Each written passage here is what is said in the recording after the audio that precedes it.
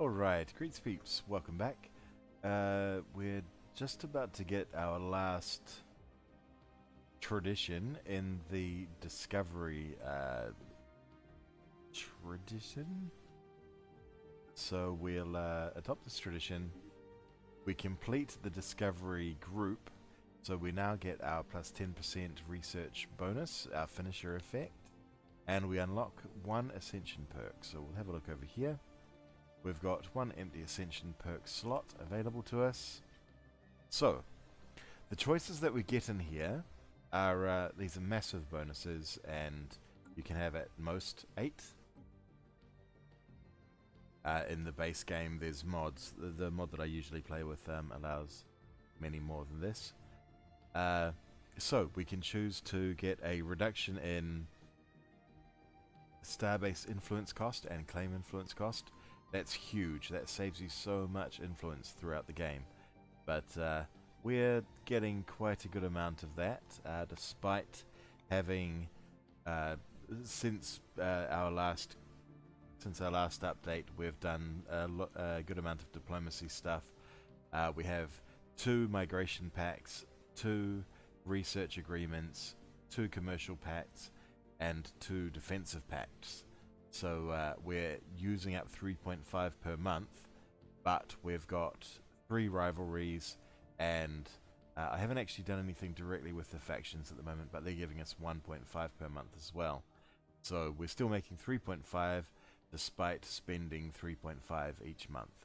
So we're in a pretty good balance of influence income each month. So we probably don't really need that one. In other circumstances, this would be important. Technological ascendancy, though. We've already got that 10% bonus from finishing Discovery, from the finisher effect of Discovery group. So that's very, very tempting. We could get one vision, which would cause our population to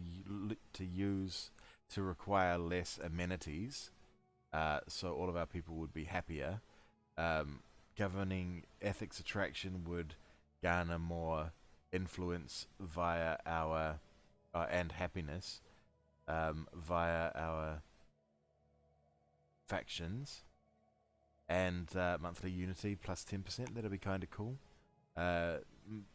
Mastery of nature. This one's kind of cool. It saves you some money in that you clear blockers for more cheaply, but it also adds 2 more districts per planet once you take a decision called Mastery of Nature.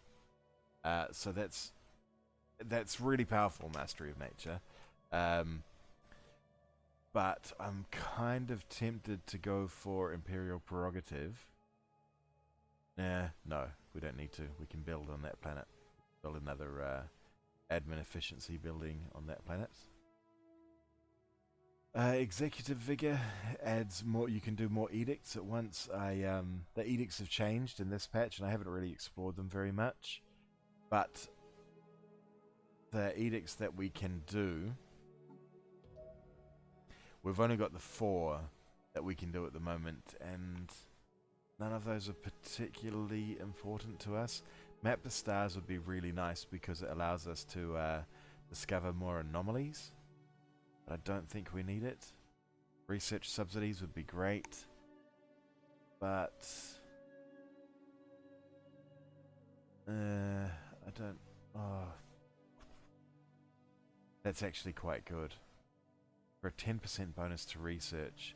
If I'm pushing for us being the most scientifically advanced people, that'd be kind of cool. What about fortify borders? Anyway, sorry, I'm getting distracted.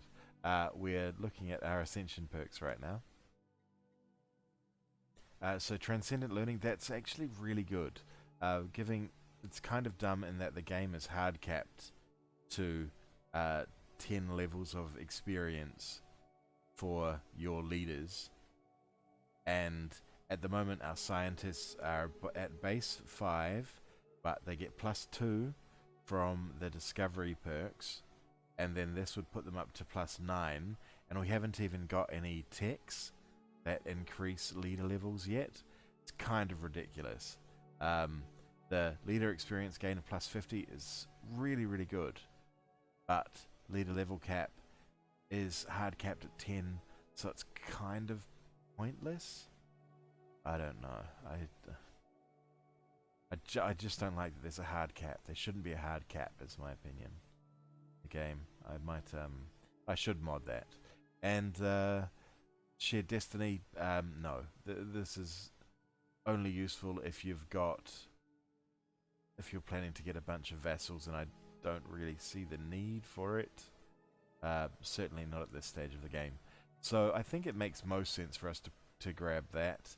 Mastery of Nature is tempting, but we don't need it for a while. Our planets still have plenty of room to grow.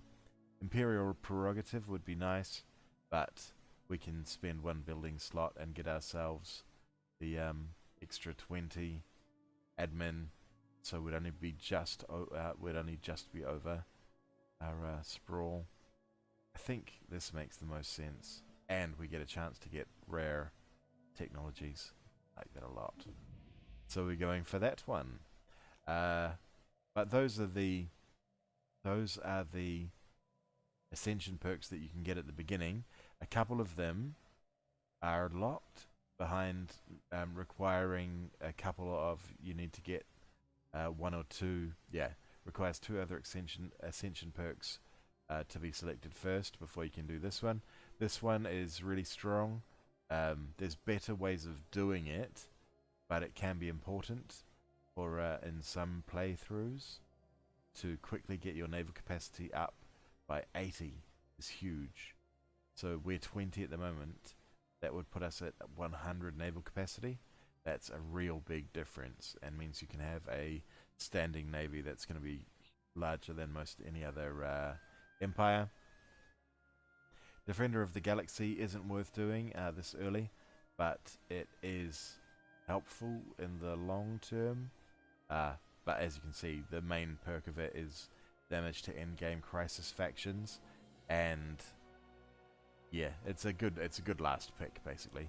Eternal Vigilance is nice in that all of your star bases are stronger and do more damage, and can have more defense platforms. We haven't even talked about those yet, but I want to get some more techs before I discuss the military functions of your star bases.